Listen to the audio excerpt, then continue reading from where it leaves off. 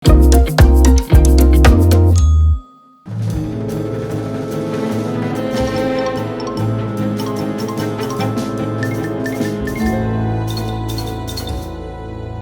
tidak bermaksud menakuti, tapi sutra laba-laba adalah salah satu bahan alami paling kuat di bumi. Kevlar, bahan pembuat rompi anti peluru, lebih lemah daripada sesuatu yang dihasilkan laba-laba di dalam tubuh mereka. Sulit dipercaya, karena jika kamu pernah menyentuh jaring laba-laba, kamu sadar kamu bisa dengan mudah merusaknya. Itu karena laba-laba mengeluarkan lapisan sutra yang sangat tipis. Kebanyakan logam juga akan mudah patah jika tipis seperti itu. Kabar baiknya adalah tidak ada laba-laba besar di planet kita. Artinya, kamu tidak bisa terjebak dalam perangkap mereka. Kabar buruknya adalah jika ribuan laba-laba dengan sutra terkuat di dunia bersatu dan menjalin satu jaring besar, kamu berada dalam masalah.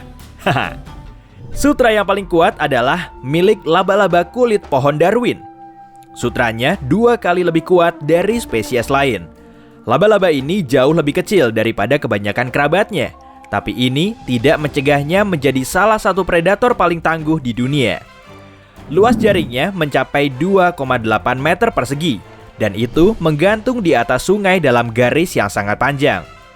Laba-laba betina menembakkan sutra yang ditangkap oleh angin di atas air yang bergerak dan dibawa ke seberang, tempat ia menempelkannya pada pohon atau semak. Jaraknya bisa mencapai lebih dari 25 meter. Keajaiban alam ini hanya bisa ditemukan di hutan tropis Madagaskar. Bayangkan, beberapa ratus laba-laba kulit pohon Darwin membuat jaring tebal di atas sungai. Pada saat itu juga, kamu hendak ke hilir dengan kayak. Dari kejauhan, kamu tidak melihat perangkap besar itu. Dan saat akhirnya kamu menyadarinya, sudah terlambat. Kamu terjebak di sutra itu, lantas terangkat dari kayak. Kamu bergantung di udara.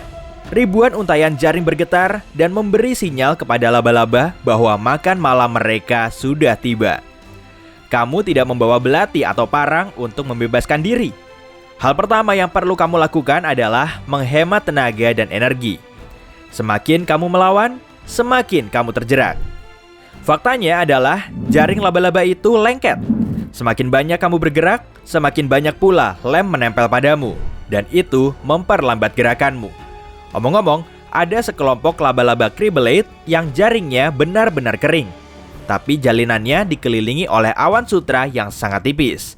Jika mangsanya mulai bergerak, awan-awan ini bersatu dan menjadi lebih kuat dan semakin mengikat serangga itu. Saat serangga terjebak dalam jaring, laba-laba, terutama spesies kecil, tidak langsung menghampiri mangsanya. Mereka menunggunya kehilangan kekuatan untuk melawan. Setelah itu, laba-laba mendekati makan malamnya dengan hati-hati dan mengeluarkan cairan pencernaan dengan bisa, yang berarti proses pencernaan dimulai bukan di dalam, tapi di luar laba-laba. Kemudian, pemburu itu membungkus tubuh serangga dengan sutra untuk membentuk kepompong, sementara mangsanya dicerna di dalam kepompong. Setelah itu, laba-laba meminum kembali cairan pencernaannya bersama makanan. Proses itu bisa diulang beberapa kali. Bagus untuk daur ulang. Sekarang kembali kepadamu yang terjebak dalam jaring besar. Kamu menyadari semua peristiwa mengerikan yang akan terjadi dan otakmu mulai bekerja secepat mungkin. Dari semua sisi, ratusan laba-laba kecil berlari ke arahmu, menanti makanan mereka. Waktumu hampir habis. Tapi kemudian, kamu terpikirkan sebuah solusi. Kamu menggeliat keluar dari pakaianmu dan jatuh ke sungai. Ya, kamu hampir telanjang di hutan Madagaskar, tapi itu jauh lebih baik daripada menjadi makan malam laba-laba. Kamu mengamati saat arachnida itu naik ke pakaianmu dan menjadikannya kepompong. Sekarang, soal piranha. Haha, bercanda. Beberapa laba-laba menggunakan bisa kuat yang menembus tubuh serangga dan melarutkannya dari dalam. Namun, nasib terburuk menanti seekor serangga yang tertangkap di wilayah laba-laba Philoponella vicina. Laba-laba ini sama sekali tidak memiliki bisa. Ketika seekor serangga kecil masuk ke jaringnya, si pemburu dengan cepat berlari ke arah mangsanya, memelintirnya, menarik sutra dengan kaki belakangnya, dan membungkus serangga. Laba-laba ini menghabiskan banyak sutra, hingga 140 meter. ini 2 kali panjang Boeing penumpang. Laba-laba ini membalikan bangsanya 28.000 kali selama membungkus. Serangga itu tentu terjepit di bawah tekanan seperti itu. Setelah ini, laba-laba mengeluarkan cairan pencernaan ke dalam kepompong dan ya, kamu paham. Ya, makan malam sudah siap. Jaring tidak hanya berfungsi sebagai perangkap serangga. Itu adalah mata dan telinga laba-laba. Hampir semua laba-laba memiliki penglihatan yang lemah meski memiliki 6 atau 8 mata. Manusia bisa langsung melihat jika seekor lalat kecil terjebak di jaring. Tapi, laba-laba tidak mengetahui itu. Ia menyentuh untaian jaring dengan 8 kakinya dan merasakan getaran yang memberitahunya di mana mangsa berada atau di mana jaring tersebut rusak. Selain itu, getaran sutra terkecil memberitahu laba-laba tentang kelembapan udara atau keberadaan angin.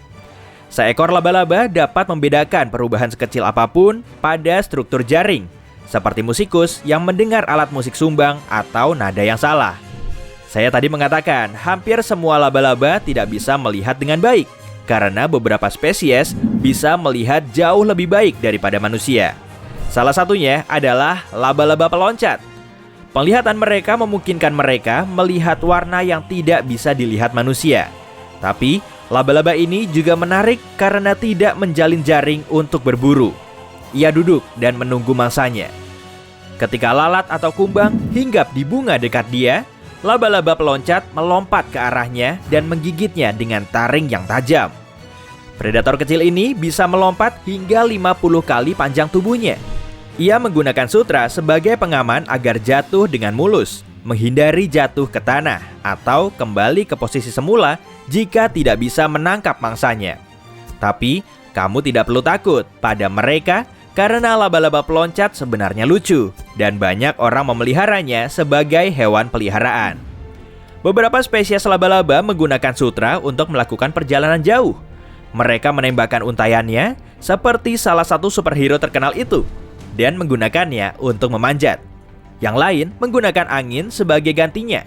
Sutra mereka begitu ringan sehingga angin menerbangkannya bersama laba-laba.